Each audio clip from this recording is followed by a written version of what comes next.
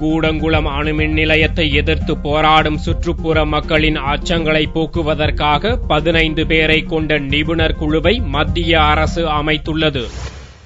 திருநெல்வேலி மாவட்டம் கூடங்குளத்தில் அமைக்கப்பட்டுள்ள 2 அணுமின் உலைகளை மூடக்கோரி சுற்றுவட்டார கிராமத்தினர் தொடர் போராட்டத்தில் ஈடுபட்டு வருகின்றனர். இம்மாத ஆரம்பத்தில் டெல்லியில் பிரதமர் மன்மோகன் சிங்கை கூடங்குளம் போராட்டக் குழுவினர் சந்தித்து பேசிய போது இந்த பிரச்சனையில் நிபுணர் குழு அமைக்கப்படும் என்று கூறியிருந்தார். வெளிநாட்டு சுற்றுப்பயணத்தை முடித்துக் கொண்டு டெல்லி திரும்பும் போது விமானத்தில் பேட்டியளித்த மன்மோகன் சிங் கூடங்குளம் பிரச்சனையில் இன்றோ நாளையோ நிபுணர் குழு அமைக்கப்படும் என்று தெரிவித்தார். அதன்படி கூடங்குளம் மக்களின் அச்சங்களை போக்குவதற்காக 15 பேரை கொண்ட நிபுணர் குழுவை மத்திய அரசு அமைத்துள்ளது. அதற்கான அறிவிப்பு டெல்லியில் வியாழன் வெளியிடப்பட்டது.